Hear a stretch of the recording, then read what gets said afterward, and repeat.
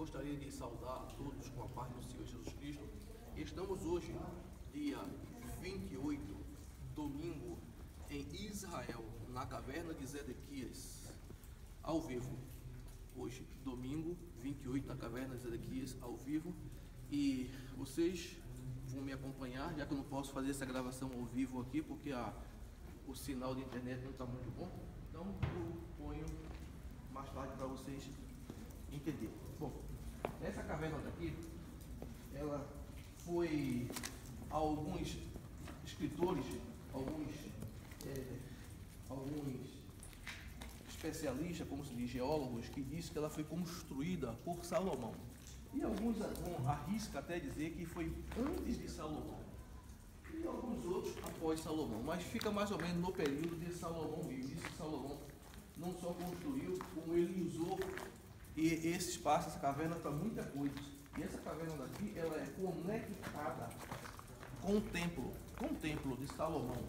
Ela vai até debaixo do templo de Salomão. Ela passa vai do templo de Salomão até a saída, aqui onde você está vendo ali, ó, lá na frente a saída. Essa saída dá um portão de Damasco que fica de frente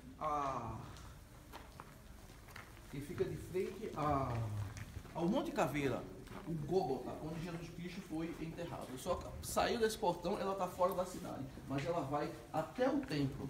E outra coisa, ela tem conexões com outras saídas que foram fechadas. Tem muitas saídas aqui, e algumas saídas elas foram fechadas.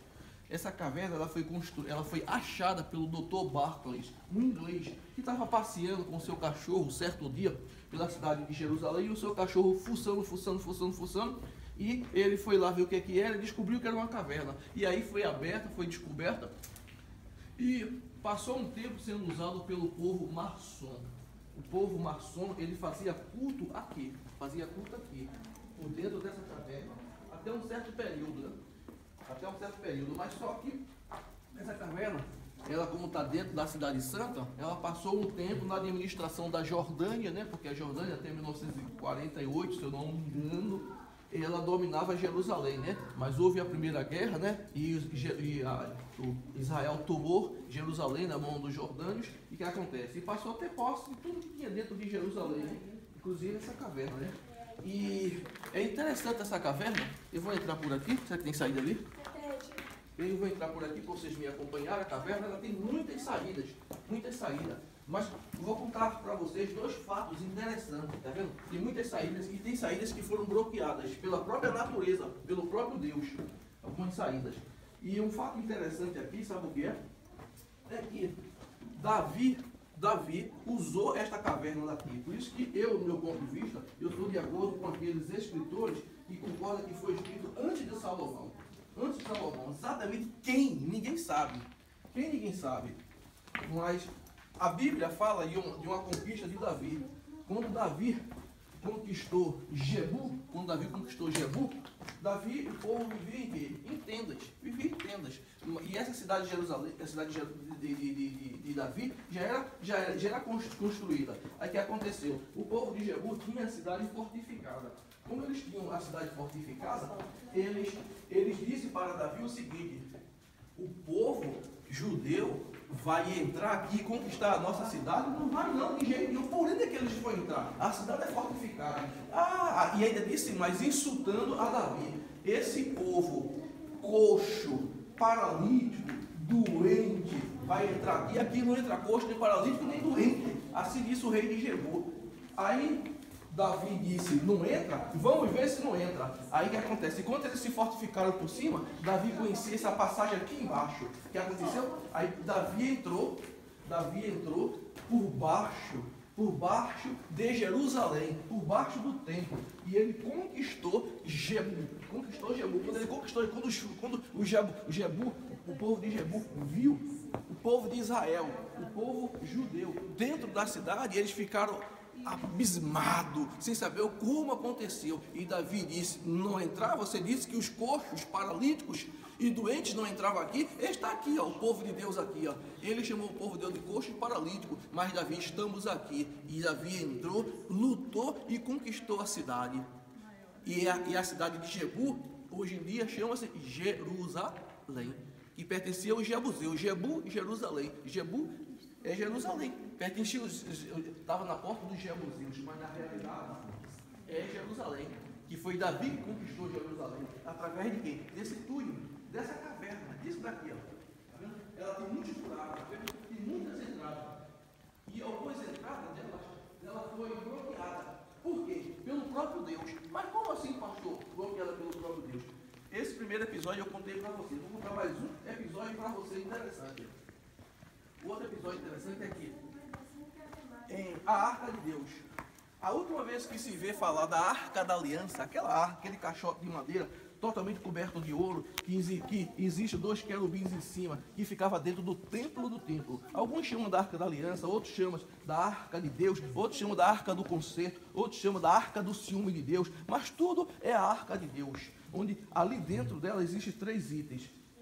Um pedaço do maná do deserto, a vara de Arão florescida e as tábuas da lei escritas pelo dedo de Deus e levadas por Moisés. Esses 3 itens. Essa arca que eu estou falando, essa arca, a última vez que você vê falar dela, está lá escrito em crônicas. Em crônicas. Entendeu? Crônicas. Agora, o interessante é que Nabucodonosor, quando cercou a cidade de Jerusalém, a Bíblia fala que foi por um período de mais ou menos 180 dias, ou uma coisa assim parecida. Um período assim de 180 dias, ou um pouco mais, quase 6 meses, né? Quase 6 meses ela foi cercada. Aí o que acontece? O rei Zedequias foi o último rei de Israel. O último rei de Israel. E quando Zedequias foi, a cidade passou cercada quase 6 meses, sem alimentação, sem água, sem nada, o povo se via perdido. O que aconteceu?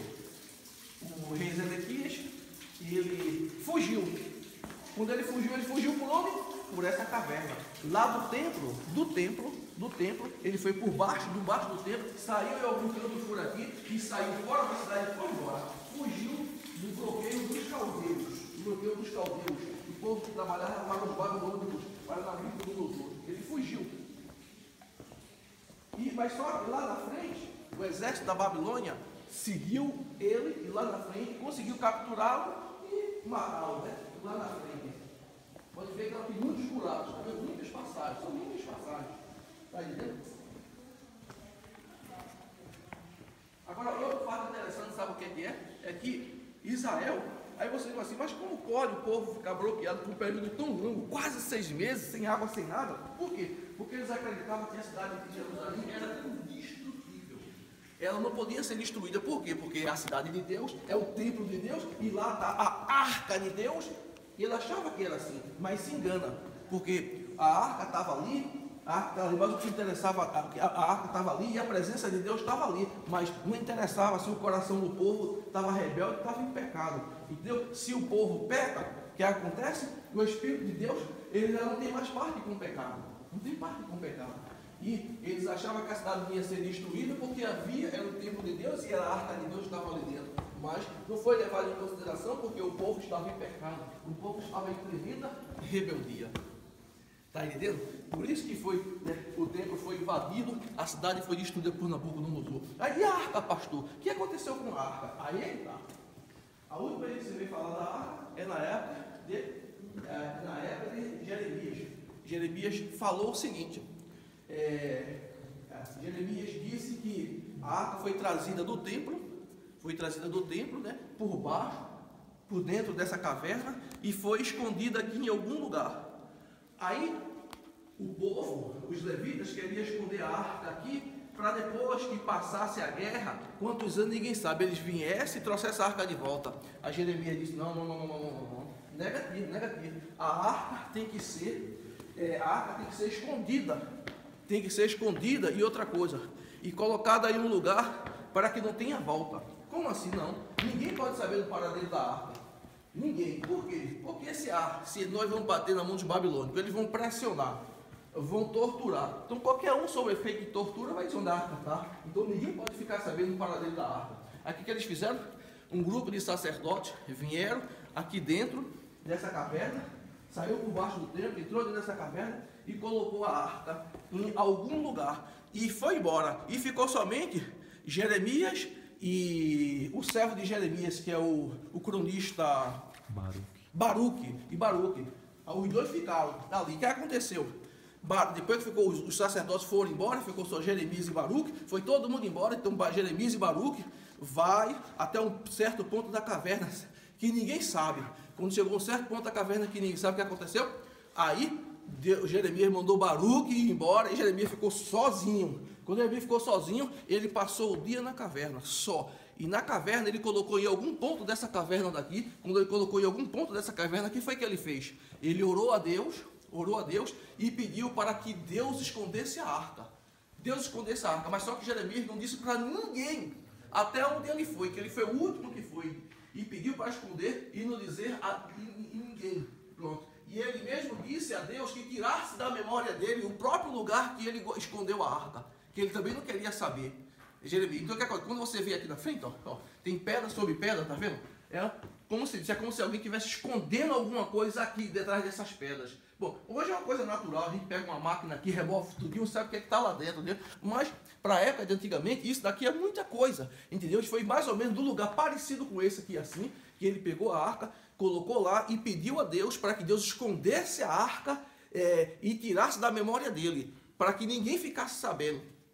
E foi embora sem marcar caminho. Aí você diz, pode marcar caminho. Não tem como marcar caminho aqui, porque essa caverna ela é gigantesca. Tem centenas de saídas para vários pontos da cidade. Entendeu? Vários pontos da cidade. Então ele escondeu em um ponto realmente difícil, pediu para Deus tirar da memória dele e pediu para Deus fazer o resto do serviço e foi embora. Mas e pastor, onde é que você tirou todas essas ideias? Parte disso que eu estou falando está escrito lá em Crônicas, algumas partes está escrito em Apocalipse e outras partes está escrito no livro apócrifo de Macabeu, onde de Baruque, um dos livros apócrifos que Baruque escreveu. Baruque escreveu 4 livros apócrifos. Está aí um desses livros do segundo livro apócrifo de Baruque. Tá aí? Aí ele fala que um anjo apareceu a Jeremias e apareceu a ele e contou o que ele deveria fazer. Ele fez exatamente o que o anjo mandou ele fazer. E aí eles colocaram a arca onde o anjo mandou ele colocar a arca, e ali o anjo encarregou-se de esconder a arca.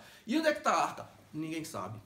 Ninguém sabe. Porém, há algumas versões da arca, né? Algumas versões da arca. Uma versão da arca que Meneleque, filho de Salomão, levou a arca para a Etiópia. Mas não pode ser verdade. Ele pode até levar a arca sim, porque diz que a arca está lá na Etiópia. Está na Etiópia a arca. Mas que arca? A réplica da arca, a cópia da arca. A cópia da arca pode estar lá. A cópia da arca pode estar lá. Aonde? Na Etiópia. Está lá até hoje. Mas lembre-se que é apenas uma cópia. Eles acham que é original. Muita gente já escreveu livros, diz, a arca foi encontrada na Etiópia. Foi encontrado sim. Mas a réplica da cópia. Porque Salomão jamais daria a arca para Meneleque, seu filho, uma rainha de Sabá. Jamais. Outras versões existem. Outras versões dizem que quando a arca está debaixo do templo, que ninguém pode encontrar. Não está não, que se estivesse debaixo do templo, Herodes tinha pego e colocado lá. Não está não. E onde é que está a arca? Ninguém sabe onde é que está não. Um escritor chamado Ron Wyatt, é um americano, um de 1970 e pouco, ele fez escavações debaixo da cruz de Cristo. E ali debaixo da cruz de Cristo, ele disse que encontrou a arca. Eu não estava lá para ver, também não acredito não, mas é aquela coisa, né? Deus é quem sabe, né? E a versão dele até é uma boa versão bonita, por quê? Porque lá em Levítico, capítulo 16,